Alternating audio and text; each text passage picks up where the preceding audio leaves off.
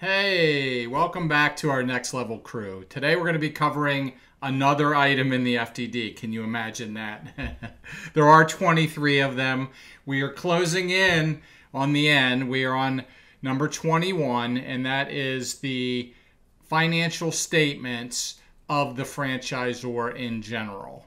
Welcome to What's Your Next. This is the go-to podcast for aspiring business owners who want to get to the next level, escape the rat race, and give their middle finger to the corporate 9-to-5. If you want financial freedom, work-life balance, and the business of your dreams, you're in the right place. Dave and Stacy Riska, husband-wife franchising duo, openly share their successes, failures, and lessons learned in franchising, business ownership, and working with your spouse.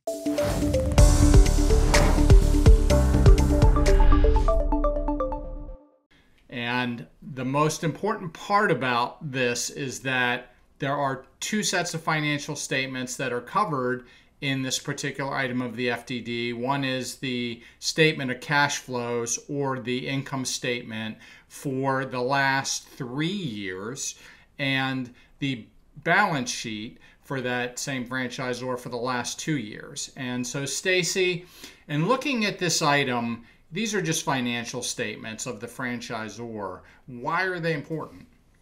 Right. They are of the franchisor. So a lot of times when you look at them, you're going to see big numbers, right?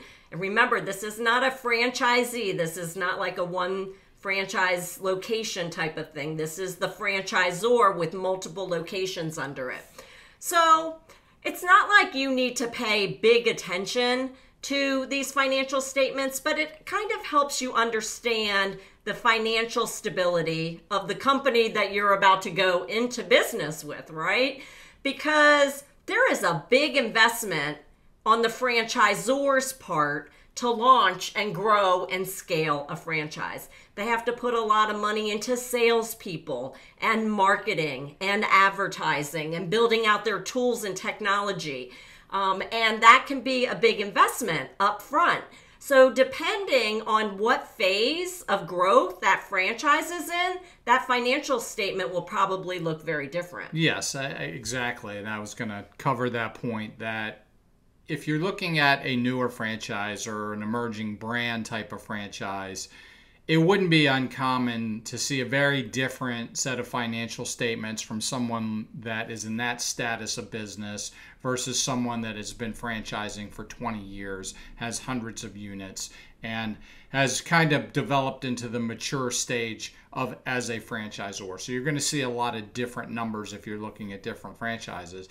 The one very important thing I do want to suggest to you is that you make sure that these statements are audited, meaning that these are audited financial statements, because if they're not, then how, again, I mean, this document is reviewed by the FCC, but they don't necessarily require that these financial statements be audited, I don't believe. So you want to make sure they are audited. Are there other pieces of this that you would think it'd be important for our listeners to know about of this item?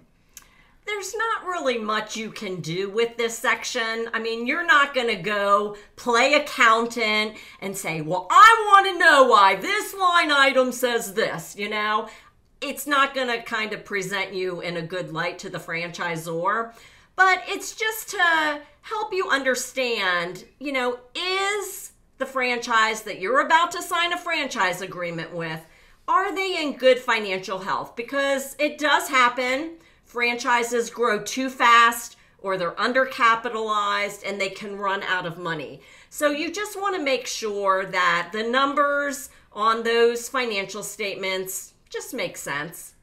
Right. So this was my favorite item because it was short and sweet. The financial statements of the franchisor.